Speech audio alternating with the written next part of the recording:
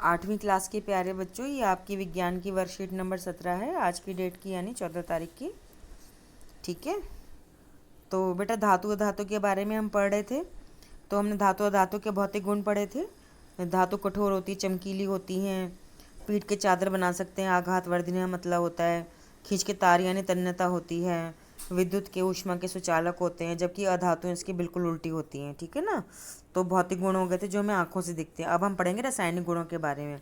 रासायनिक गुण का मतलब है कि दो या अधिक चीज़ें मिल जाती हैं, नई चीज़ बनाती हैं और रंग रूप बदल जाता है। जैसे घिया की सब्ज़ी बना ली तो वो घिया वापस तो नहीं मिलेगी ना, वो रासायनिक क्रिया है।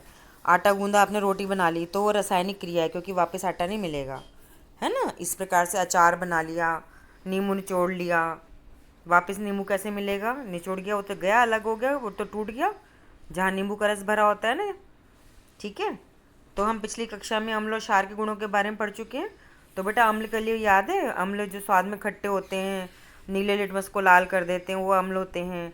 और क्षार इसके उल्टे हो जाते हैं, क्षार जो स्वाद में कड़वे कसैले होते हैं, जो लाल लिटमस को नीला कर देते हैं, उनको क्षार कहते हैं।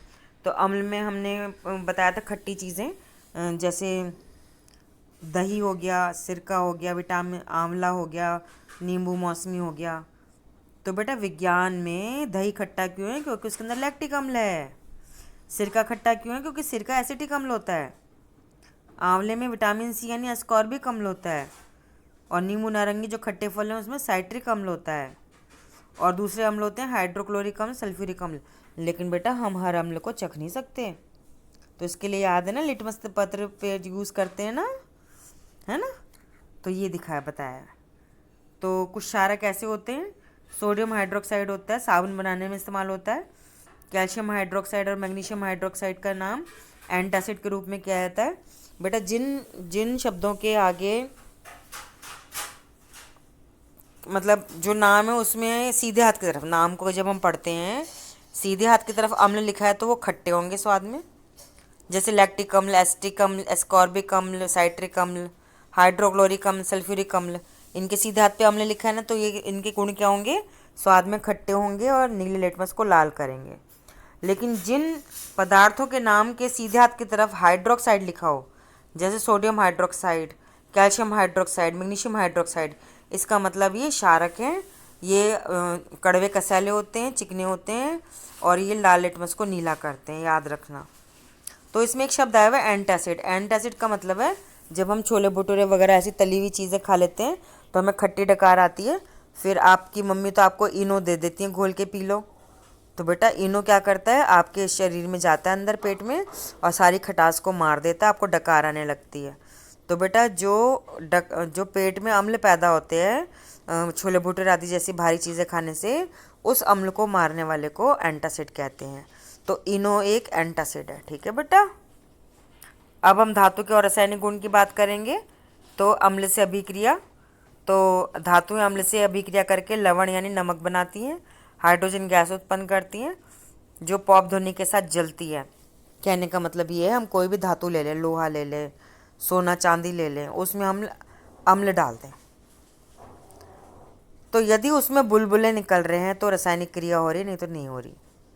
तो बेटा लोहे में, एल्युमिनियम में, मैग्नीशियम में, कैल्शियम में, सब में बुलबुले निकलेंगे, लेकिन सोने चांदी में नहीं निकलेंगे।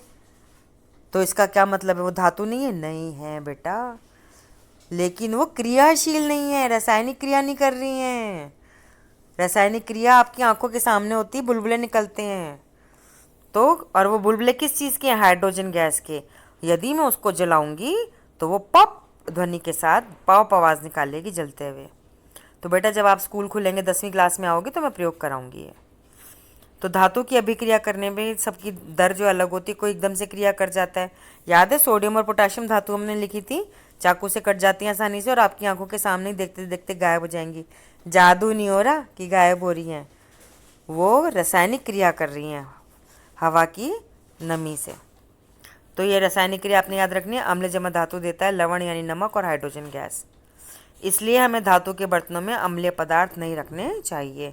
तो आप समझ गए होंगे कि हमें एल्युमिनियम के बर्तनों में नींबू का अचार क्यों नहीं रखना चाहिए, क्योंकि वो उससे रासायनिक क्रिया करके लवण और हाइड्रोजन गैस बना लेगा, तो खाने की चीज़ सड़ जाएगी, कड़वी हो जाएगी।